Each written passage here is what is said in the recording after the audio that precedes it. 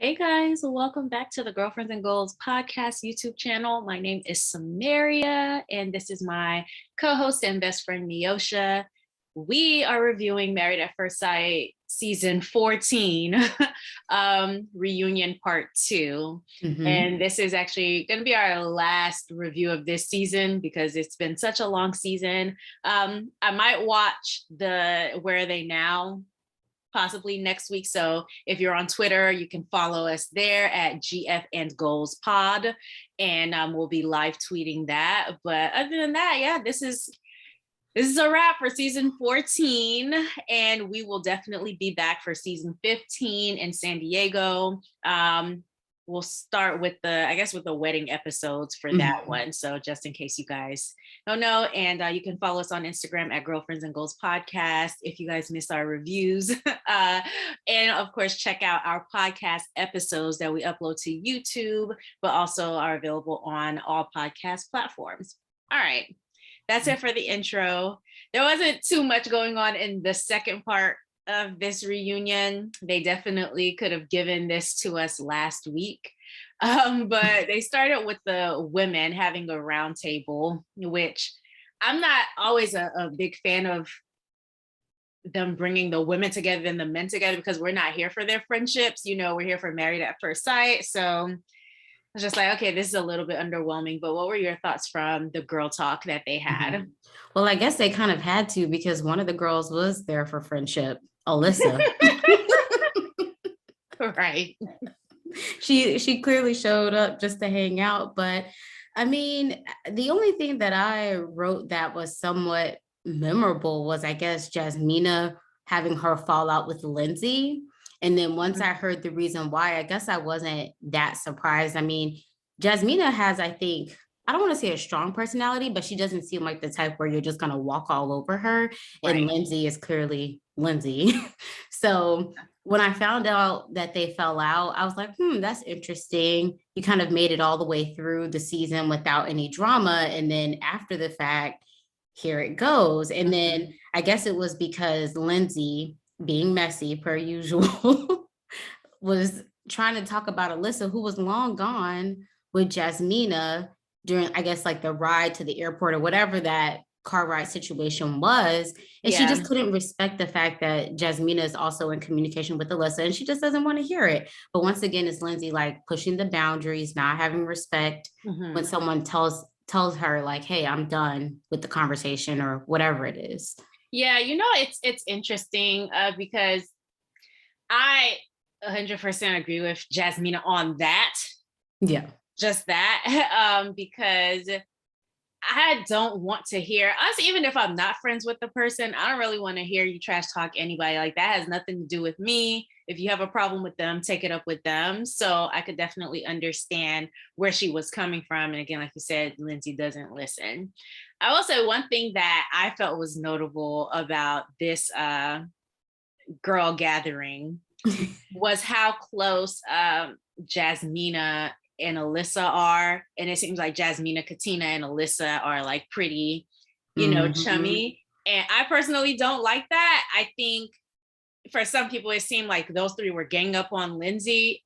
I don't see it that way just because Lindsey is super problematic. So it's hard to be like, oh, they're ganging up on her when she's doing things that they feel like they have to defend themselves against. But I did not like how Jasmina was just so vocal about Alyssa. Like, you're doing all this talking, but you had nothing to say to Michael at several points this season. So like, where was all of this? Also, because we don't really like Alyssa as an audience, I don't want Jasmina or Katina being the people who are taking up for her. Or like Katina was like, be strong, speak up. Girl, you be strong and speak up for a lot. Okay.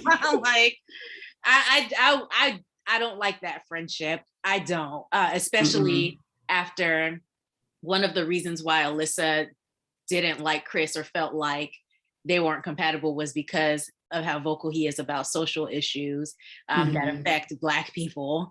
I'm just like, you guys should not be the ones defending her. I'm sorry. Oh, yeah. And at this point, they've seen the show and how she acted. So Katina, you saying like, oh, speak up. Clearly she knows how to speak up.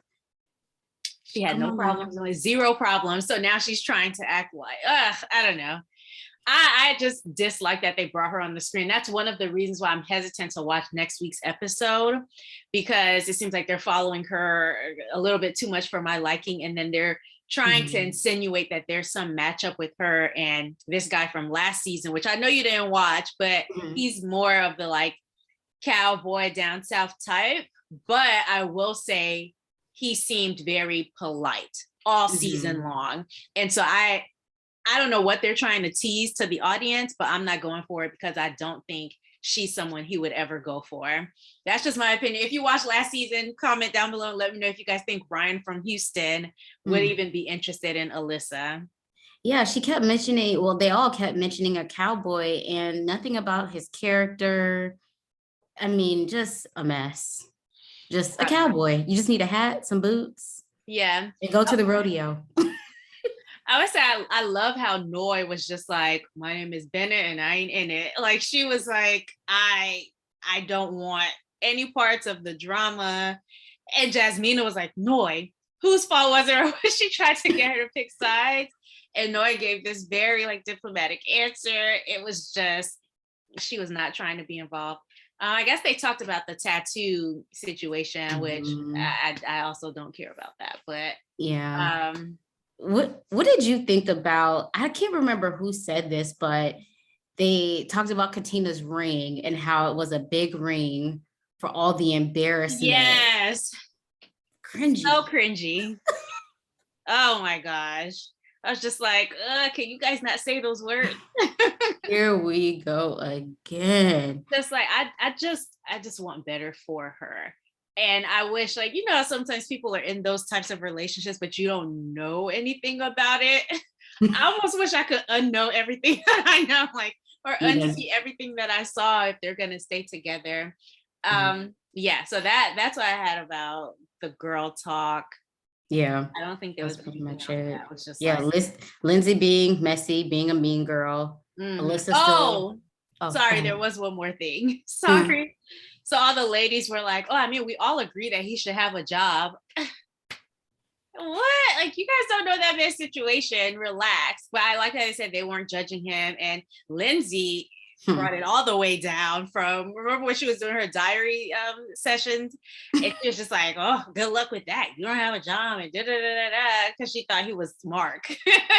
Listen. But he was not. So yeah, I thought that was interesting. Lindsey, you had bigger problems getting kicked out. Right. How did you feel about the host? Because I feel like he keeps trying to feed us that Olajuwon and Katina were just this like love story that everybody enjoyed. He said a couple that makes you just smile. Who are they making smile? Like we're all on like pins and needles because again, like I just hope that he has made the transformation that he says that he's made. But yeah, I think he's hyping them up a little too much. And it's like, Gretchen, stop trying to make fetch happen. If you watch Mean Girls, you get that reference, but it's just not working. Yeah, I feel like he is forcing it. And if anything, I think it would be Steve and Noi, because even the bumps that they had weren't anything super major, but I think he's maybe going off of more than just maybe what we saw on screen. I don't know. It feels like he's forcing it, like really trying to sell it to us that like they're the it couple. I think they would be if we didn't see all of what we saw. And it's okay if there's not an it couple. Like we got Steve this season. That's enough. When we got Katina this season, like, you know, we have individuals who we all really liked. But anyway, yeah, that was interesting. So the men's conversation that they had. Yeah. What do you think about them saying how Mark was so different being with the guys versus being with Lindsey? I believe it. Oh. Well, what, like, she just set you up to be in an uncomfortable situation. And I still cannot believe that he said yes on decision day because he knew, you know. So yeah, very bad judgment on his part, but I'm glad that it's over for him now because it really does seem like she struck several nerves with him and he's just a shell of himself around her. And I don't like that for anybody. Oh yeah, he always looks shook and like tight. Shook or like just disengaged from everything that's going on. And when he's with the guys, he's like, alert.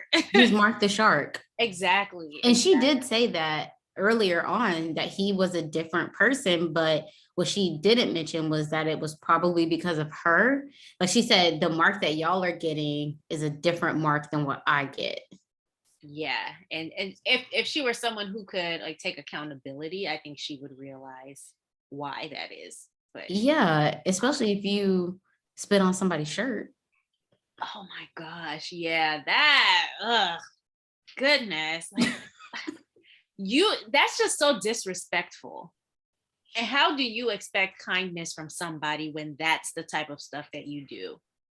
Like there's a disconnect there with her, because like how can you expect him to want to put in so much effort when you are treating him like scum? And then they had so much footage of her in action. It wasn't even like the situation with Jasmina and Michael where it was just kind of hearsay or her recounting a situation. I mean, there's a ton of footage to back up what he's saying. Yeah. We all saw it. So Olajuwon seems kind of like he didn't want to watch his stuff back. I don't know, his reaction to them being like, oh, we're about to show it again. Olajuwon was like, maybe there have been some changes there, so much so that he's like, oh man, like this is cringy to me as well, So that, just seeing his reaction when they were all the men were there, they said they were going to play back clips, I was like, okay, maybe there have been some changes. Of course he still has a long way to go because nobody can change very quickly, but I did think that was just interesting and maybe telling, hopefully, fingers crossed, because I care about Katina as a TV personality. But yeah. Yeah, that was pretty much all I had. I mean, Chris is still being nice when asked about Alyssa. Yeah, this man cares about his appearance. Okay, so speaking of Chris and Alyssa, actually, I think the experts talked to Jasmina and Michael first. Yes. So let's go into what the experts had to say to the couples who broke up. I felt like they just needed to let it go. I think they see Michael and Jasmina, but it's something that, how sometimes things work in theory, but not in reality. And you just have to accept that. I think that's them. And the experts just need to like, oh, is there a chance? I think you guys are great together. I think there's a chance of you guys coming back together. And it's like, no, I think Michael, looking back, was done with Jasmina after, she accused him of being aggressive. And I think Jasmina went into it kind of already not into Michael and tried, but with what happened that first month, they weren't ever able to really get back or get on sync. Like, I think it had been over for a while.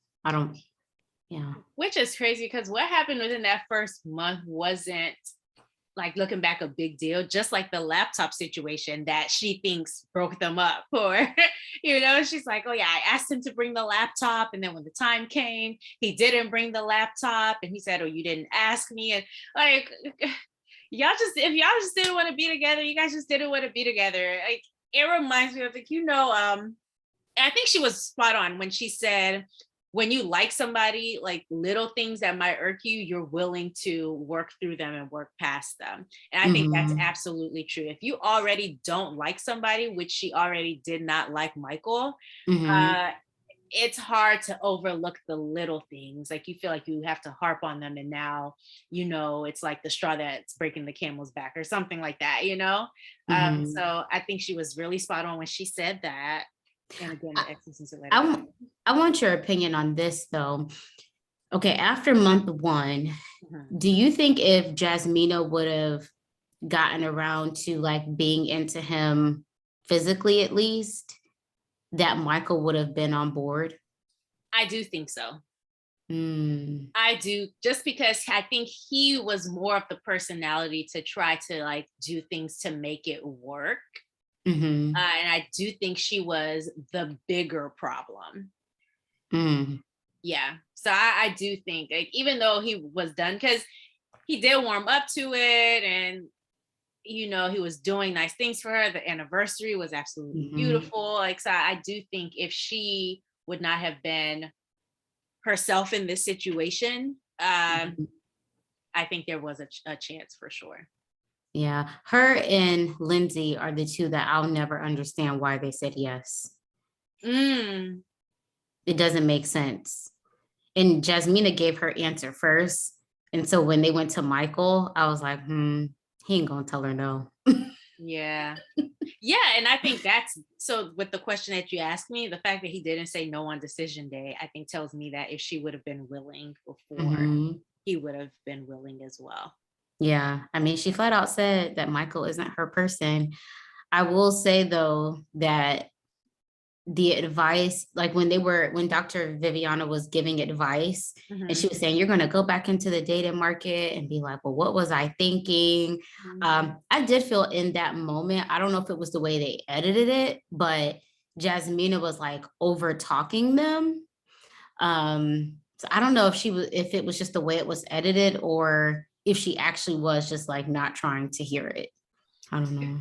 Because they did I think they asked her and Michael a question, and we never really got to hear Michael's response. Like, there was one moment where like she was just really talking, and we didn't really get to hear what Michael's response would have been. And I was like, dang, I really wanted to hear that, like Yeah. what did he have to say? But yeah, she was over talking the entire time. But I think even with what Dr. Viviana said, I understand Jasmina's response, like, okay, well, if that's what it is, that's what it is. I believe my person's out there, and this, that, and the other, which again sounds very much like her friend Alyssa. Mm. So, yeah. Same thing wrapped in a different package. Yeah, exactly. So they were next, and I don't think any of the experts hugged Alyssa. Like, she came in there, she was like, oh, should I go this way? And Dr. Viviana was like, yeah, you can go this way. And then she's like sitting down while Chris is dapping everybody. I was like, so that should tell you how this is about to go.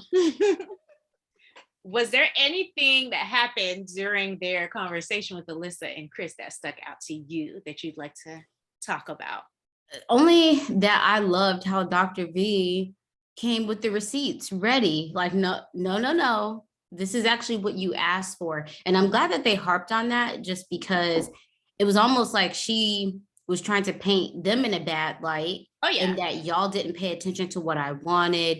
You got me the wrong person. Yeah. She was basically saying like y'all did a terrible job in so many words, when no, we got you a person who had all these qualities. It just wasn't in the package that you wanted, which is fine. Mm-hmm. But then don't try to take jabs at the person that he is and his character. Or us. Or them. So I love how she came ready with the receipts. And even when she tried to get emotional, I love how Dr. V didn't back down. She was like, no, we're going to finish this, because one, you're trying to make us look bad. And the way you combined with the way that you acted. Yeah. Girl. It's one thing to be like, oh, yeah, I'm sure he's a great person, I'm just not attracted to him. Or I think sometimes when people go into like a married at first sight situation, they're saying a lot of things like maybe they don't know themselves. Like they don't know exactly what they are looking for. And so I don't know that she went in and said, oh, I told you guys I want a cowboy. I don't know that she expressed it as well as we have seen her well, I don't even want to say as well as, but as much as we've seen her express it. Those are aesthetics and maybe a lifestyle, but cowboys look different. I've lived in Texas and have seen different looking cowboys. So even if they got her a cowboy, it still may not have been aesthetically what she was looking for. And then I think the questionnaires and everything, the way the process is set up is really focusing on like internal things. And then obviously, if you sign up for this process, that must mean that you're open to a wider range aesthetically, because Yeah. they will never know exactly what looks good in your eyes. Yeah. So that piece, I think they're kind of just guesstimating, but focusing on like the core values and qualities. And you're right. I don't think that she knows what she wants or what she's looking for. I Yeah. think if the guy looks good to her and is a cowboy, she'd be open to it, or at least giving the relationship a chance. I don't really understand. The part that got me was when Dr. Viviano was like she listed the 5 things, and she was like, which one of these did you not see? And she's like, I didn't feel loyalty. Once, and she's still going there. And that's the problem with her. It's like, you still haven't learned anything because you embarrassed yourself on TV. You were so mean and rude. You've let America see how you've acted. And now you're back on the reunion and you're still with the shenanigans. But how was he not loyal to her? Like you know what she meant? When he wouldn't go told- along with moving in that apartment and splitting that whole thing up, that's what she meant by loyalty. You won't go along with my silly plan, right. So you're not loyal. I'm so over her. I'm mad they gave her as much time as they gave her, but I'm glad it was to drag her. Go ahead, sorry. So one thing that I forgot to mention when we were talking about the ladies, when Alyssa and Lindsey had their tiff about her being in contact with Mark, what I don't understand is, one, why is Alyssa still in contact with the husbands like that? It didn't seem like she spent that much time in person with them. And then given even just how they've seen things play out, like Katina, Jasmina, Noi, y'all have seen how things have played out and the way she was acting. I don't even understand why y'all would want her close to y'all husbands like that and to be all there's a lot. I don't understand anything surrounding her. And she was like, yeah, because we're friends. And Jasmina, yeah, she doesn't talk about you because she doesn't care. Stop defending this woman who's a horrible person. Like, stop. Like, because now we don't like you either, Jasmina, by association. Like, you're unlikable. Obviously, you had your own stuff that made you a little bit unlikable, but like just being associated with her so heavily. And Olajuwon wasn't here for Alyssa, so I don't. Exactly. So when Katina was like, oh, she texts Olajuwon, does he text back? Because I don't really understand. And it's so funny because Olajuwon is interesting because Lindsey, when they were doing the all girls thing, was just like, oh yeah, like we're all chummy. And he was the first person to be like, no, Lindsey was wrong. Like he was so ready to like not expose the bad about her, but speak on how bad she looks to the rest of us. So and separate himself from her. Yeah, exactly. Like I literally wrote down that when Lindsey watches this back and sees his scenes, she gonna be on her feelings. Are we friends? Are we friends like I had thought we were? But yeah. Anyways, yeah. Alyssa's still delusional. Yeah. Dr. V and Dr. Cal, all of them were over her. As they should. When Pastor Cal took all his glasses off, I was like, oh God, this man is tired. He is over it. But yeah, too much screen time for her. And then Mark and Lindsey, they were the last couple. And Dr. Viv was not here for her, which we'll talk about this later, but I guess it seems like Dr. Viv isn't on next season. So we'll talk about who is replacing. But I guess she said, listen, since I'm not here for the next season, I'm letting all of them have it, because the way that she kept pushing Lindsey too, I thought was interesting. Yeah. Gosh. I don't know. When Mark cried and Lindsey was like, I don't have compassion for him because I don't think he's genuine.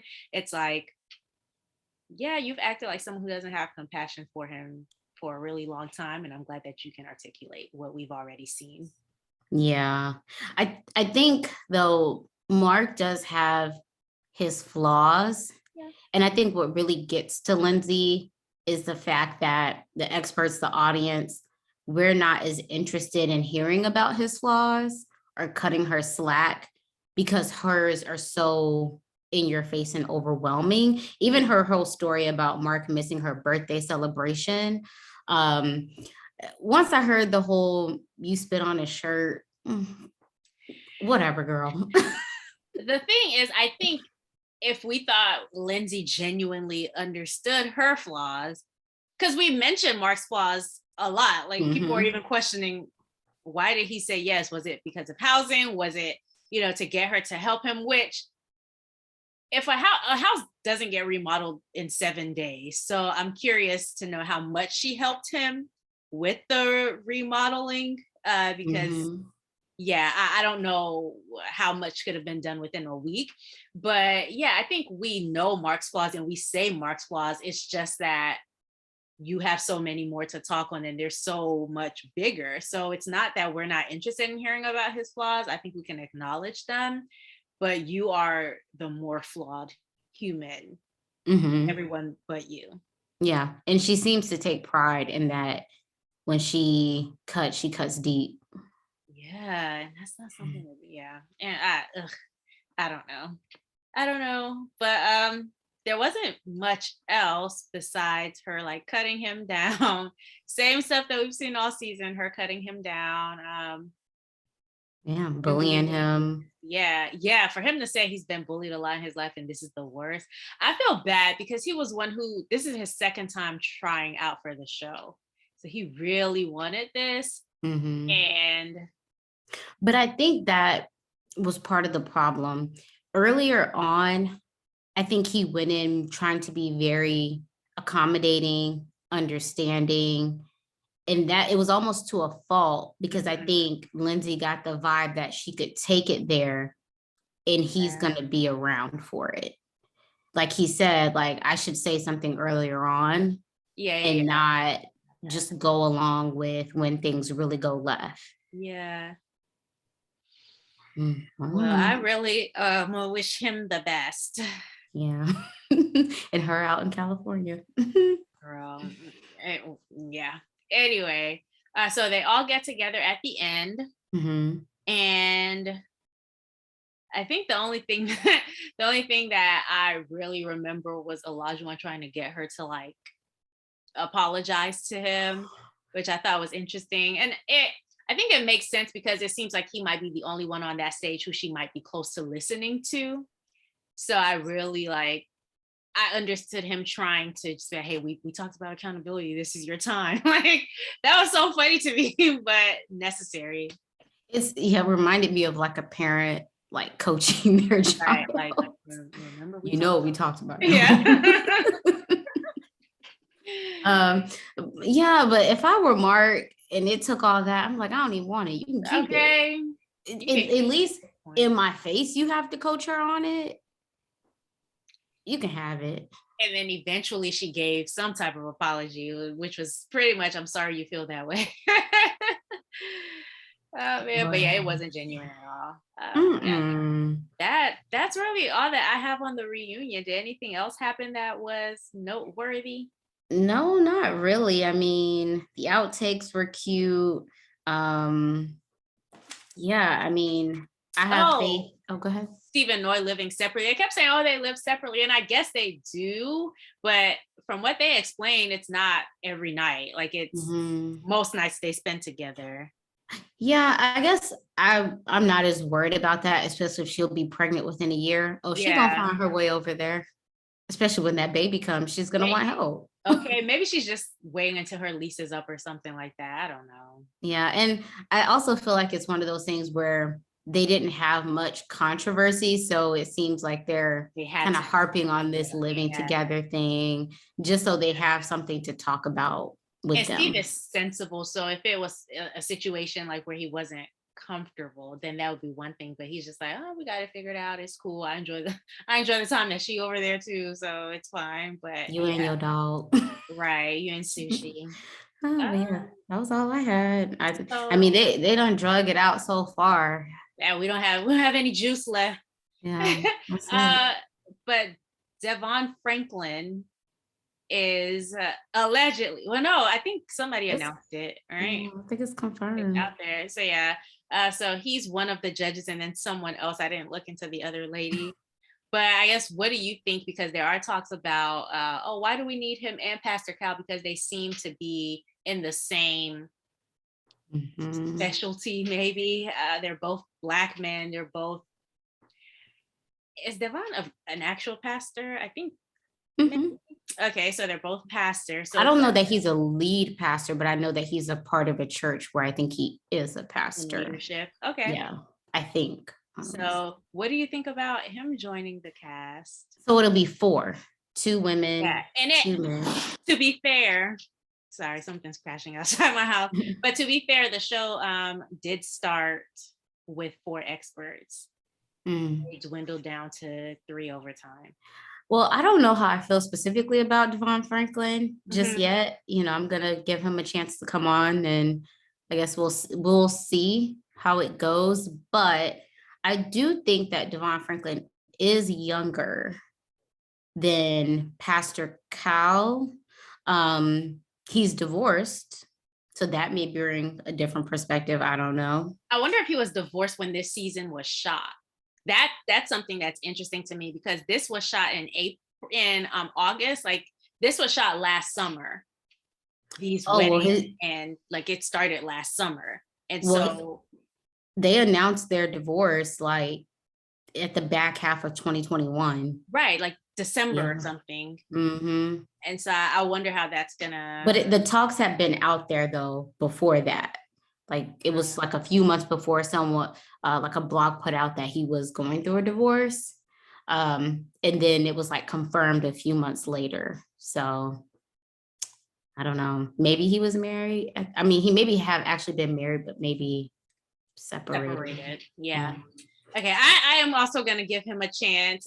I don't see what huge differences he can bring that Pastor Cal doesn't bring, just because even though Pastor Cal is older, Mm-hmm. he's not like ancient, you know? So I am curious to see like what he brings to the table. I think like Pastor Cal probably has more experience with actually like talking to couples who, Mm-hmm. are going through divorce or need some type of like spiritual-ish counseling. And so I'm just like, he has a lot of the experience. What is he going to do that bounces out? So I'm excited to see. I don't see the vision just yet. I will say, I know that the experts are important because they're matchmaking and aligning the couples. But as a person who's just, I guess, got back on the Married at First Sight train, seeing how this season is played out and how I feel like a few people slipped in that I was surprised that they would have picked for this type of process. I think I'm more concern or put more weight on the contestants. I don't even know the participants. And if they actually show up and are genuine to who they show up as in these interviews and when they're matching them together. So like an Alyssa, like it doesn't matter how like whatever the experts are doing. I think they always give for the most part, sound good advice. Yeah. But if you have a wild card like that, What advice can you give? yeah, what advice can you give? So I don't know. I'm interested to see how it goes, but more so like I hope these participants show up really ready to put their best foot forward and not like you're on a job interview, like a person said in our comments last week, you show up as the best version of yourself and then you show up on day 1 or 2 and you're acting the complete opposite or like you don't want to be a part of the process. So yeah.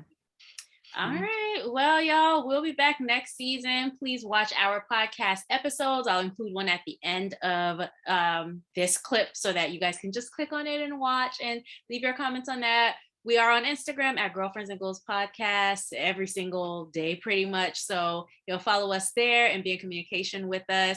Shout out to those of you who have been in communication with us via Instagram. It's always nice like seeing what you guys say or like having you guys send us DMs to correct us on things. So, please keep that up next season. And hopefully we hit 1,000 next season because that is still our goal. So if you're watching this, please hit the subscribe button. All right, we'll see y'all in a few weeks. Bye. bye.